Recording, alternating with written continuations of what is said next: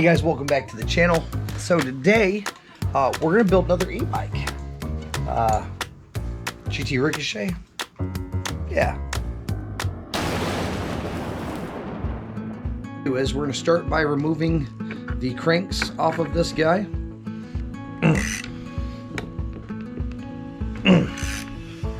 Yeah, we'll take the pedal off.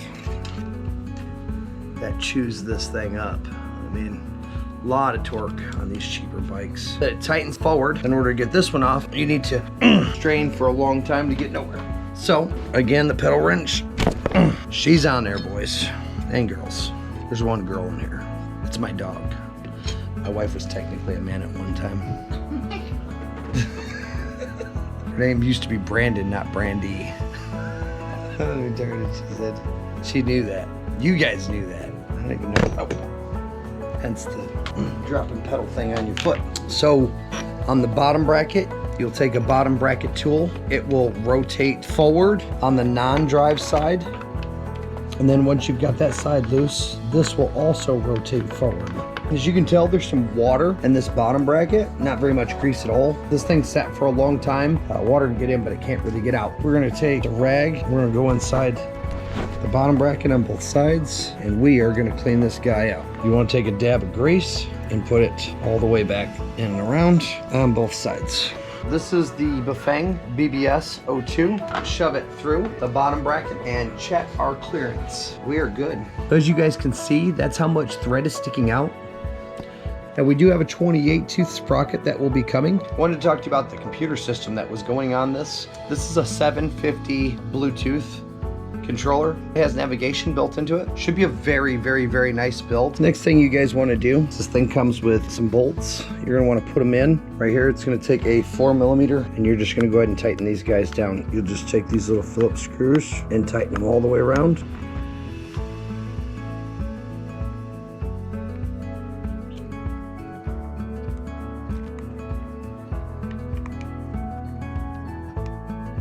We'll take the small Allen, comes in the kit. And this is pretty self-explanatory, but it's got the two white arrows and they go together. So you just pass one wire at a time through here. I usually like to take my wires and run them all on the same side, zip tie them to the bottom so that they're nice and tucked out of the way like that. This is the sensor. This piece will slide in and out of this piece. Got a little flat section so that you can't put it in wrong. We'll seal on it. Make sure you get it nice and tight. You want the magnet to pass by. It has a little sticky tape on the back. We know that it's going to pass by right here. So we want to extend this leg out right here. So then you take your little tape off. There we go. Right there. And that passes right by there.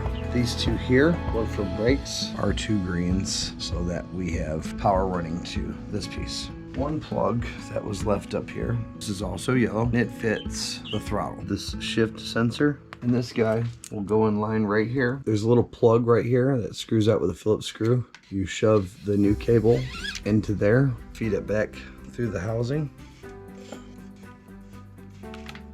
Okay, plug, and screw it back into there. Just like that. It is a little difficult to get it through. Once you get it through there, pull it in. She'll sit in there nice and neat. Go ahead and put our cable back through here. Pull this guy tight. Screw these all the way in. Then turn them about a half a turn out. And then we'll tighten our cable up.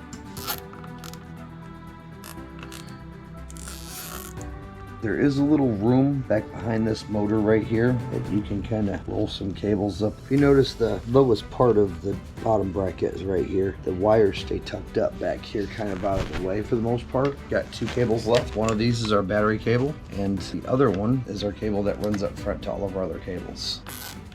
Zip tie these all the way up here. There's probably no reason in the world for this many cable ties. All this excess cable here, we will have to find a home for. I think what I'm gonna do, see, this is where you fill the hydraulic fluid. I think I'm gonna try to put them here. Try to put the magnets right here so that when it pulls away, it'll pull away. I'm gonna watch some videos online and see what other people have done. Then I'm probably gonna message those people and tell them how crappy their ideas are. And then I'm gonna steal their idea and put it in my video anyway. Internet, baby, internet. This is going to be a class 2 pedelec thing, therefore I am. You guys are fans of philosophy, get a life, shit's boring and dead. talk more shit than anybody. That's all I got. Now, the expulsion of that demon. Put this back on. There's that, guys. Oh, yeah. Let's get some zip ties. We'll zip tie this up, guys. Get it looking nice and neat. And then tomorrow, we'll get her buttoned up. I went ahead and installed a new chain ring on here. It's a 34 tooth, which should be just about right for this gearing. Now, we can tighten up our arms. I just readjusted his brakes. We're gonna tighten down this arm right here. All right, she's tight. Now, to put the Raceface Chesters back on there, which is one of my favorite pedals of all time. I run these in 1-ups. The battery came in today, XT60 connector. So I'm just gonna resolder these guys. These are 1/4 riv nuts. You put them in the frame, it'll pull these up into the frame and it will lock these in right where you want them. I want the battery to be down as low as I can get it. Nice. Comes out nice and tin. I've got 2 tinned.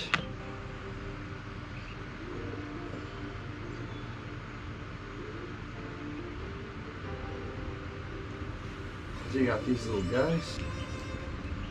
We'll cover each one of those wires like that. Put the main one. So we're going to go ahead and connect our battery back. Make sure she slid in nice and good. We're going to figure out where we want to mount this. Welcome, everyone. You too can have an exciting career in the field of electric bike manufacturing. That's actually pretty good. So me and my dad put in a couple riv nuts right there and there. They are 1/4 Pick them up any hardware store. Got another one down here. And then I've got that big gigantic washer that's plated out over here. Once you get them all done, you slide this guy into there. You thread in your 1/4s. They will only go in so far with this, like last time. These are some long-winded bolts. If you just use the regular bottle cage nuts, it will break. It'll also probably break your frame. I've seen both of those. It's not a wise idea. If you're not wanting to do the extra work or put the riv nuts in there, probably don't use it as a mountain bike. Don't hit very many drops and jumps and stuff like that. You will absolutely tear up your frame and your battery. So guys, that is as solid as a rock. Now, to test this guy out, Dad, grab that battery next to you. You just kind of set them down like that. Lock them into place. Flip your little switch on. Hit and hold that. And bam. And it comes up. And it's got the navigation on the right-hand side and the speedometer and all that on the left-hand side. I think I'm in mile per hour. I am. Obviously the battery's not charged, only at 51.2 volts. It's a 52 volt battery, which means it'll peak out at 58.8 volts if my math is correct, which is probably not. Either way. Yeah. All right, so I think my dad's gonna go for a ride down the road with me with this. He doesn't know it yet, but he is gonna ride my bike or this bike, and I'm gonna ride the opposite one. Right, Dad? Right. All right. Yes. Okay, guys, so I forgot to bring the GoPro because I've been working and only getting a few hours of sleep every night. Working all day, and I worked all day, and I just finished the e-bike. So we are bringing it out here to David, the owner of the e-bike, about a 5-hour trip round ways. 5-hour round trip. Anyway. We're headed out here. We're almost to his house. He lives up here in the mountains in North Carolina. Beautiful little houses out here. Anyway, we'll see you guys in a second. Go ahead and let you peel that. That's like the most satisfying thing ever. This is the first, but damn, nice. Average mile per hour, max 38.6, real time 39. See how it shut off for a second? Here it shut off for a second. Isn't that cool? Good. Good. Good. Good. Okay guys, so that thing turned out fantastic. Big shout out to David for letting me build your bike. I had a blast doing it, and so hope you guys learned something. Like always, till next time, you know what to do. Stay on your bike. Woo! So, thanks for joining us on another episode of MTB Freaks. Don't forget to like and subscribe.